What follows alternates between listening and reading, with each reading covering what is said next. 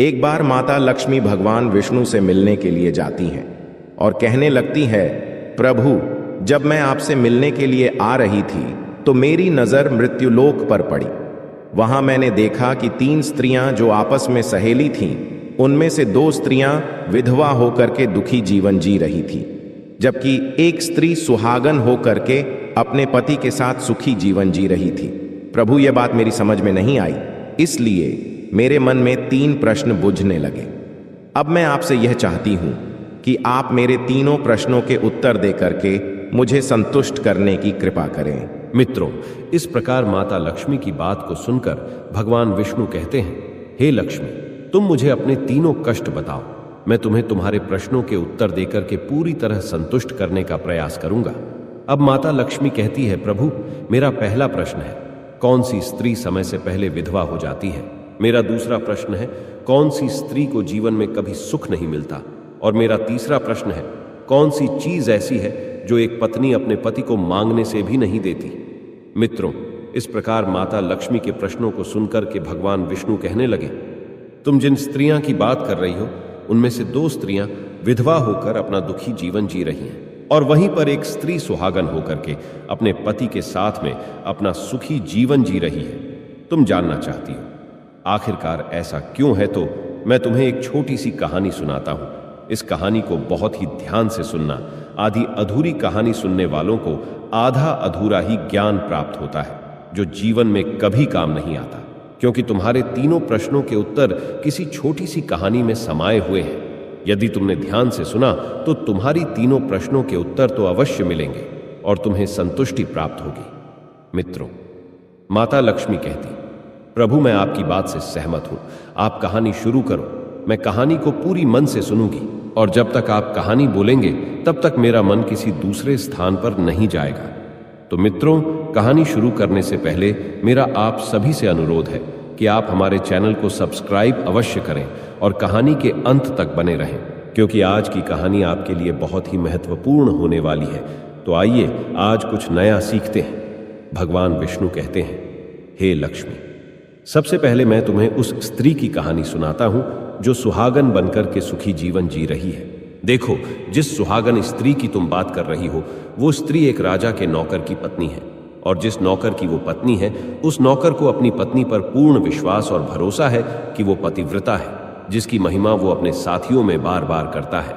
अब देखो, एक दिन की बात है, उस राजा के नौकर ने अपनी पत्नी की प्रशंसा इतनी की कि बात धीरे धीरे फैलते हुए राजा के दरबार तक पहुंच गई। फिर तो राजा ने अपने नौकर को बुलाया और उस नौकर से कहा कि तुम हर किसी से कहते हो कि तुम्हारी पत्नी पतिव्रता है। क्या वास्तव में आपकी पत्नी पतिव्रता है? क्या आपको पूर्ण विश्वास है? इस प्रकार राजा की बात सुनकर के नौकर कहने लगा, महाराज, मुझे पूरा विश्वास है और पूरे से भी आगे विश्वास है कि मेरी पत्नी पूरी तरह पतिव्रता है। अब उसी समय पर राजा का महामंत्री कहने लगता है, यदि मैं तेरी पत्नी का पतिव्रता धर्म खंडित कर दूं तो तुझे क्या सजा मिलनी चाहिए? फिर तो नौकर ने कहा, यदि तुम मेरी पत्नी का पतिव्रता धर्म खंडित कर देते हो तो महाराज मुझे फांसी लगा देना। अब उधर वो राजा का नौकर भी मंत्री से कहता है, यदि महाराज यह मेरी पत्नी का पतिव्रता धर्म खंडित नहीं कर पाए तो इनको सजा क्या मिलनी चाहिए? तो राजा ने कहा कि मंत्री को भी फांसी की सजा दी जाएगी। फिर भगवान विष्णु कहते, हे लक्ष्मी। मंत्री ने स्वीकार कर लिया और नौकर से पूछा कि क्या वस्तु लाऊं जिससे तू माने कि मैं तेरी पत्नी का धर्म खंडित करने में सफल हुआ? तो नौकर ने कहा, मंत्री, यदि तुम मेरे घर से जाकर के मेरे विवाह के समय पर मुझे एक पटका मिला था और एक कतार मिली थी, वो मेरी पत्नी ने बहुत ही संभाल कर रखी है, जो सुहाग की निशानी मानी जाती है। यदि तू पटका और कटार लाकर मुझे दिखा दे तो मैं मान जाऊंगा कि मेरी पत्नी का धर्म तूने पूरी तरह नष्ट कर दिया है। अब शर्त स्वीकार हो जाने के बाद में वो मंत्री शहर में जाता है और एक दूती से जाकर मिलता है। वो दूती हमेशा एक दूसरे से भिड़ने का काम करती थी, और जो काम कोई नहीं करता था वह काम करने में वो सक्षम थी। फिर इस प्रकार उस मंत्री ने उस दूती को अपने स्वार्थ के लिए बुलाया और दूती से कहा कि देखो, इस नाम का एक व्यक्ति है, उससे मेरी शर्त लगी है। और फिर उसने उस शर्त के बारे में उसको सारा कुछ बता दिया। फिर वो उस दूती से कहने लगा, तू कैसे भी करके उस स्त्री से मेरा संपर्क करवा दे, तुझे जितना धन चाहिए मैं उतना धन दूंगा। इस प्रकार मंत्री की बात सुनकर के दूती कहने लगी, भाई, तू उस औरत के बारे में बात मत कर। वो औरत पूरी तरह से पतिव्रता है, तेरी ओर थूकेगी भी नहीं, तेरी शक्ल भी नहीं देखेगी, और उनके परिवार के व्यक्ति खूंखार है। तेरी खाल उतार लेंगे। तो मंत्री कहने लगा, ठीक है, यदि तू मेरा उससे संपर्क नहीं करवा सकती है तो एक काम कर दे, उसके घर जाकर के पटका और कटार चुरा कर ला दे, और उसकी पत्नी के गुप्तांग के पास में यदि कोई चिन्ह हो तो वो चिन्ह भी मुझे देख करके बता दे, फिर मैं तुझे मुंह मांगा इनाम दूंगा। यह बात दुती की समझ में आ गई और उसने कहा, ठीक है, मैं तुम्हारा काम अवश्य करूंगी। नौकर शहर में रहता था। दुती नौकर के घर जाती है, उसकी पत्नी से जाकर बोलती है, हे बेटी, मैं तेरी पति की बुआ हूं, मैं कई बरसों के बाद आई हूं। फिर उस स्त्री ने कहा, आओ बुआ जी, मैंने आपको पहले कभी देखा नहीं, इसलिए पहचान नहीं पाई। और इस प्रकार उस दुती को उस नौकर की पतिव्रता स्त्री ने बहुत बड़ा सम्मान दिया, मगर उसे क्या मालूम था कि यह उसके साथ में छल करने आई है। अब भगवान विष्णु कहते हैं, लक्ष्मी, इस प्रकार वो दुती उस पतिव्रता स्त्री के साथ में 2 दिन तक रुकी। जिस समय वो स्त्री स्नान करने लगी तो दुती उठ करके उस पतिव्रता के कमर मलने लगी। उस पतिव्रता स्त्री ने बहुत मना किया, फिर भी वो दुती नहीं मानी और कहने लगी, मुझे तो बेटी से भी प्यारी लगती हो तो मना मत करो। काफी दिनों के बाद में मेरी तुम्हारी मुलाकात पहली बार हुई है। अब ऐसा कहकर कि वह दुती मुख पर हाथ फिराने लगी। फिर आंखों को धोने के बहाने से उस दुती ने उस पतिव्रता स्त्री की आंखों पर पानी मार दिया और उस स्त्री की आंखें बंद हो गईं। इस प्रकार गुप्तांग के पास में जांघ पर उस स्त्री के एक तिल था जो दुती ने देख लिया। बस उसका काम बन गया। उधर ही स्नान करने के बाद में जब वह पतिव्रता स्त्री रसोई में खाना बनाने गई तो दुती को मौका मिल गया और उसने पटका और कटार उस नौकर के घर से चुरा ली और वहां से एकदम से भाग गई। और जाकर के दुती ने वो पटका और कटार मंत्री को दे दिए और उस पतिव्रता स्त्री के जांघ पर तिल की निशानी भी बता दी। फिर वह मंत्री पटका और कटार लेकर के सीधा राजा के दरबार में पहुंचा और राजा से जाकर कहा, महाराज, मैंने नौकर की पत्नी के साथ में 2 दिन बिताए और यह पटका तथा कटार उसी के हाथों से लेकर आया हूं। फिर तो राजा ने दरबार लगाया और नौकर को बुलाया तथा महामंत्री से सभा में पटका और कटार नौकर को दिखाने के लिए कहा। फिर राजा की आज्ञा पाकर के मंत्री ने उस नौकर को पटका और कटार दिखाई और उसकी पत्नी की जांघ पर तिल भी बताया। तो नौकर मान गया कि वास्तव में आज मेरी पत्नी ने अपना पतिव्रता धर्म पूरी तरह से भंग करवा लिया। भगवान विष्णु कहते हैं, लक्ष्मी, फिर तो राजा ने फांसी का दिन 15 दिन के बाद में रख दिया और कहा कि नौकर को 15 दिन के बाद में फांसी पर चढ़ाया जाएगा। और इस प्रकार से नौकर से उसकी अंतिम इच्छा पूछी तो नौकर ने कहा कि मैं अपनी पत्नी से अंतिम बार मिलना चाहता हूं। इस प्रकार राजा ने उस नौकर को आज्ञा दी कि ठीक है, तुम अपनी पत्नी से मिल सकते हो।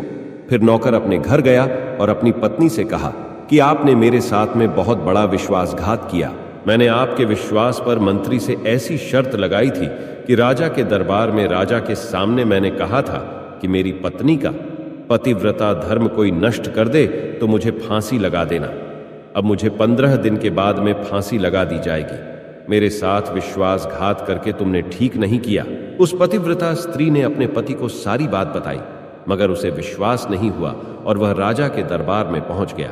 फिर नौकर राजा के दरबार में पहुंचा तो फिर उसे कैद में डलवा दिया गया। अब उधर नौकर की पतिव्रता धर्म पत्नी ने परमात्मा को याद किया और अपना भेष बदल करके राजा के दरबार में गई और राजा से नाच दिखाने की आज्ञा मांगने लगी, क्योंकि वो स्त्री बहुत ही सुंदर थी और उधर राजा शौकीन होते हैं। इसलिए राजा ने आज्ञा दे दी कि सभी मंत्री संतरी आदि उपस्थित होकर के इस सुंदरी का नाच करवाने की पूरी व्यवस्था करें। भगवान विष्णु कहते हैं, लक्ष्मी, फिर तो सब मंत्री महामंत्री राजा आदि दरबार में उपस्थित हुए और फिर उस नौकर की धर्मपत्नी ने जब नाचना शुरू किया तो राजा को उस स्त्री का नाच बहुत ही सुंदर लगा। और फिर राजा ने कहा, तुम मुझसे क्या मांगना चाहती हो? तुम जो भी मांगोगी मैं तुम्हें वही दूंगा। फिर उस नौकर की पतिव्रता स्त्री ने कहा, महाराज, आपकी सभा में मेरा चोर है जिसने मेरे रुपए लिए थे मगर आज तक वापस नहीं दिए, उसे फांसी की सजा दे दीजिए। अब राजा ने कहा, ठीक है, बताओ मेरे दरबार में तुम्हारा चोर कौन है, उसका नाम क्या है? मैं उसको फांसी की सजा अवश्य दूंगा। भगवान विष्णु कहते। फिर उस नौकर की पतिव्रता स्त्री ने कहा, महाराजा, आपका मंत्री मेरा चोर है, आप इनको फांसी की सजा अवश्य दें। अब उधर जैसे ही मंत्री ने सुना कि ये सुंदरी मुझे अपना चोर बता रही है, तो मंत्री कहने लगा, महाराज, मैं कसम खाकर कहता हूं कि मैंने इसका कभी कुछ नहीं चुराया है। मैंने इसे आज तक कभी देखा ही नहीं है, तो मैं चोरी कैसे कर सकता हूं? मैंने आज तक इसकी शक्ल ही नहीं देखी है। अब भगवान विष्णु कहते हैं, लक्ष्मी, जैसे ही मंत्री ने कहा कि मैंने इस सुंदरी की आज तक शक्ल ही नहीं देखी है, तो वो सुंदरी कहने लगी, महाराज, ये मंत्री मुझे जानता नहीं है, तो आप इससे ये पूछो कि ये पटका और कटार कहां से लाया था। मैं उस नौकर की पत्नी हूं जो आपके यहां पर नौकरी करता है, और आप मेरे निर्दोष पति को फांसी चढ़ाने वाले हैं। अब मैं आपको पूरी दस्ता सुनाती हूं। यह जो आपका मंत्री है, इसने मेरे पास में अपनी एक दुती को भेज करके मेरी जांघ के तिल का पता लगाया, और उसी ने यह पटका और कटार चुरा कर के इसको ला कर के दी। और आपके मंत्री के द्वारा भेजी गई दुती जब मेरे घर पर आई थी, तो उसने मुझसे कहा था कि वो मेरे पति की बुआ है और वह पहली बार आई है, इसीलिए मैं उसको पहचान नहीं सकी।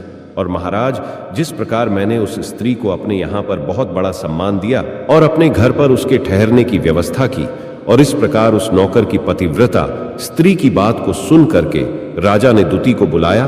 फिर उस दुती ने राजा को सारी सच्चाई बता दी, जिससे राजा ने उस नौकर को रिहा कर दिया और मंत्री को फांसी पर चढ़ा दिया। भगवान विष्णु कहते हैं, हे लक्ष्मी, इस प्रकार उस नौकर की पतिव्रता स्त्री ने अंत में राजा से कहा, महाराज, मैं अपने पति से बहुत प्यार करती हूं। मैं एक चरित्रवान स्त्री हूं। कभी भी मैं अपने पति का नाम तक अपने मुंह से नहीं लेती। भगवान विष्णु कहते हैं, लक्ष्मी, मेरी कहानी पूरी होती है। अब तुम अपने तीनों प्रश्नों के उत्तर सुनो। तुम्हारा पहला प्रश्न था, कौन सी स्त्री समय से पहले विधवा हो जाती है? तो जो स्त्रियां अपने पति का नाम लेती हैं, वो समय से पहले विधवा हो जाती हैं, क्योंकि पति का नाम लेने से पति की उम्र कम हो जाती है और समय से पहले ही उनके पति की मृत्यु हो जाती है। ऐसे स्त्रियां जो पति का नाम लेती है, समय से पहले ही विधवा होकर के एक दुखी जीवन जीती है। बस यही राज की बात है कि तुम जिन 3 सहेलियों की बातें कर रही थी, उनमें से 2 विधवा थी और एक ये नौकर की पत्नी थी जो पतिव्रता स्त्री थी। ये पतिव्रता स्त्री कभी भी अपने पति का नाम मुंह से नहीं लेती थी, और उधर वो 2 स्त्रियां जो विधवा होकर जीवन दुखी होकर जी रही है, वो हमेशा अपने पति का नाम लेकर ही बुलाती थी, जिसकी वजह से उनके पति की उम्र कम हुई और फिर वो दोनों स्त्रियां समय से पहले ही विधवा हो गईं और आज वो दुखी जीवन जी रही हैं। इसलिए कभी भी स्त्रियों को अपने पति का नाम अपने मुंह से नहीं लेना चाहिए। अब तुम्हारा दूसरा प्रश्न था, कौन सी स्त्री को जीवन में कभी सुख नहीं मिलता है? तो समझ लो, जो स्त्रियां अपने पति के बिना अनुमति के किसी तीर्थ स्थान या उत्सव में जाती हैं, उनके जीवन में कभी सुख नहीं आता। ऐसी स्त्रियां जीवन पर दुखी रहती हैं और उन्हें पति का कभी प्रेम नहीं मिलता। भगवान विष्णु कहते हैं, लक्ष्मी, तुम्हारा तीसरा प्रश्न था कि ऐसी कौन सी चीज है जो एक पत्नी अपने पति को मांगने से भी नहीं देती? तो समझ लो, वह चीज गाली है। एक चरित्रवान स्त्री कभी अपने पति को गाली नहीं दे सकती, और जो स्त्री गाली देती है, वो स्त्री कभी चरित्रवान नहीं होती, और ऐसी स्त्री जीवन भर रोती है, उसके जीवन में कभी सुखी नहीं आती, और समय से पहले ही ऐसे स्त्री विधवा हो जाती है। मित्रों, इस प्रकार कहानी सुनने के बाद में माता लक्ष्मी पूरी तरह से अपने तीनों प्रश्नों से संतुष्ट होकर कहती हैं, प्रभु, वास्तव में जो स्त्री चरित्रवान होती है, वो कभी दुखी जीवन नहीं जीती है, क्योंकि ऐसे घर में लक्ष्मी का सदा वास होता है और वह घर धन धान्य से हमेशा भरपूर बना रहता है। ऐसी स्त्रियां हमेशा घर को स्वर्ग बना देती हैं। तो दोस्तों, यदि आपको ये वीडियो पसंद आई हो तो प्लीज आप हमारे चैनल को सब्सक्राइब अवश्य करें